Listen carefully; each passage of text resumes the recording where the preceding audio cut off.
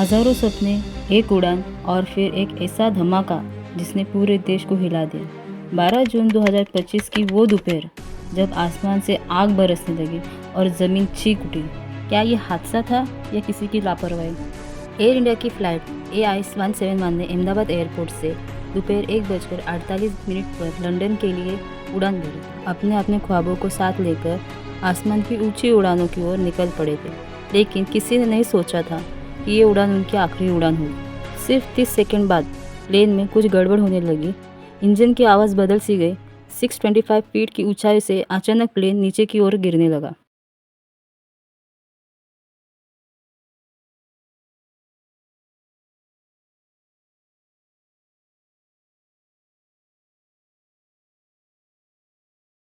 Captain Sumit Sabharwal ने मेडे call किया, पर वक्त ही इतना कम था कि वो बोइंग 787 सीधे जाकर बीजे मेडिकल कॉलेज से टकरा गया।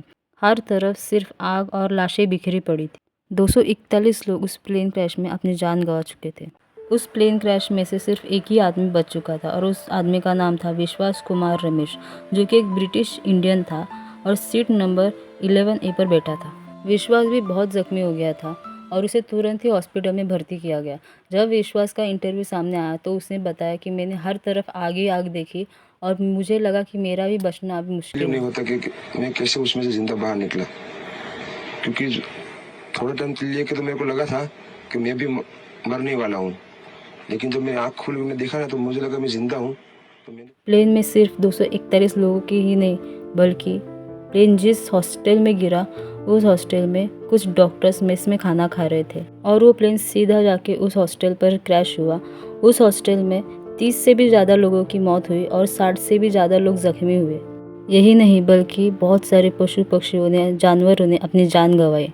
CISF, NDRF, CRDF, army, BSF और फायर ब्रिगेड भी तुरंत ही वहाँ पहुँचे।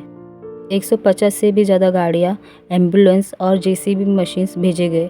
DGCA, director general of civil aviation और बोइंग GE ये प्लेन क्रैश क्यों हुआ इसके बारे में जांच करना शुरू कर दिया और एयर इंडिया के सभी बोइंग 787 प्लेन को जांच करने का आदेश दिया गया। प्लेन के दोनों ब्लैक बॉक्स FDR और CVR 24 घंटे के अंदर बरामद किए गए।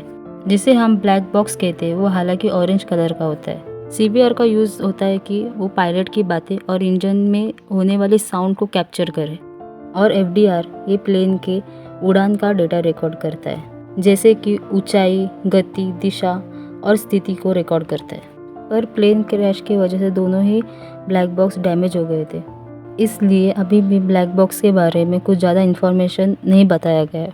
डेटा के अनुसार रनवे अवेयरनेस सिस्टम क्रैश के 3 सेकंड पहले ही एक्टिव हुआ था, जो हमें ये बताता है कि टेक्निकल खराबी की वजह से ही प्लेन क्रैश हुआ है। फिर भी सवाल उठता है कि क्यों इंजन में अचानक थ्रस्ट की कमी आई? क्या लैंडिंग गियर और फ्लैप्स सही स्थिति में नहीं थे, या पायलट की गलती थी, या तकनीकी खराबी? बहुत सारे लोग ये बात कर रहे हैं कि प्लेन क्रैश की एक वजह पायलट की लापरवाही भी हो सकती है, पर यह बात मुझे सही नहीं लगती, क्योंकि dream 787 flight captain Sumit Sabharwal take off कर रहे थे और उनके साथ को पायलट सिविल कुंद्रा भी थे। सुमित सभरवाल ने 1994 को एयर इंडिया ज्वाइन किया था और उनको 8000 से भी ज़्यादा वक्त का फ्लाइंग एक्सपीरियंस था और उन्होंने बहुत सारे यंग पायलट को भी ट्रेनिंग दी थी। को पायलट सिविल कुंद्रा को भी 1000 से भी ज़्यादा वक्त का फ्लाइंग एक्सपीरियंस था। दोनों ही बहुत एक्सपीरियंस और होशियार पायलट थे। हालांकि दोनों को ये ब्लेम किया जा रहा है कि गियर लीवर न खींचकर फ्लैप्स वाला लीवर खींच दिया गया था, जिसकी वजह से प्लेन डिसेट कर गया और प्लेन क्रैश हो गया। उस बच्चे ने रिकॉर्डिंग किया था, उसमें साफ दिखाई दे रहा था कि प्लेन का रेक्ट खुल चुका था और ये सिर्फ तभी खुलता है जब डुअल इंजन फेलियर हो, क्योंकि दोनों इंजन फेल होने के बाद प्लेन को ग्लाइड करके लैंड करने के लिए थोड़ी बहुत इलेक्ट्रिक रैट से मिल जाती है। और दूसरा पॉइंट, जैसे कि हमने वीडियो में देखा कि प्लेन का नोजल ऊपर की ओर था, और प्लेन का नोजल ऊपर की ओर तभी होता है जब पायलट प्लेन को लैंड करने की कोशिश करता है। इन दो थेरीज और बहुत सारे सर्च करने के बाद मुझे तो लगता है कि उन सब में वो दोनों पायलट की कुछ गलती नहीं थी। जो भी गलती थी वो सब बोइंग कास्ट की गलती थी। कैसे, मैं अभी आपको आगे बताती हूँ। 9 मार्च 2024 चार्लिस्टन, साउथ कैरोलिना में एक डेड बॉडी मिलती है और उस इंसान का नाम था जॉन बार्नेट। जॉन ने 1985 में बोइंग्स को ज्वाइन किया था और 2017 तक साउथ कोरिया में 787 ड्रीम लाइन्स की क्वालिटी मैनेजर बन गया था। 2010 से 2017 के बीच बार्टन ने देखा कि बोइंग्स प्रोडक्शन पे ज़्यादा और क्वालिटी और सेफ्टी पर कम ध्यान दे रही है। जॉन ने कहा कि एम्प्लॉयज़ को प्रेशर था कि डिफेक्ट को इग्नोर करें। इमरजेंसी के वक्त उनके मास्क फेल रहते थे और कुछ डिफेक्टिव पार्ट्स को तो प्रॉपरली लॉग भी नहीं किया जाता था रिपोर्ट में। 2019 में जॉन ने मीडिया की हेल्प से सब कुछ पब्लिश किया।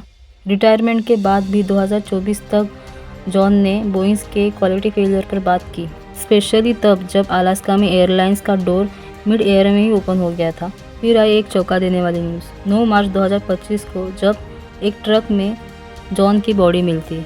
ये लास्ट टाइम था जब जॉन को सीसीटीवी कैमरा में देखा गया था और उसी होटल के बाहर एक ट्रक में जॉन की बॉडी मिलती है। जॉन के राइट हैंड में एक गन थी और दूसरे हाथ में सुसाइड नोट था, जिसमें लिखा था कि I can't do this any longer, fuck Boeings, I pray Boeings पे। अहमदाबाद में जो प्लेन क्रैश हुआ था वो भी प्लेन साउथ कोरिया से ही मंगाया था जहाँ जॉन काम करता था। और इससे ये साफ हो जाता है कि बोइंग्स जो है वो क्वालिटी पे और सेफ्टी पे कम और सिर्फ प्रॉफिट पर ज़्यादा ध्यान देते हैं।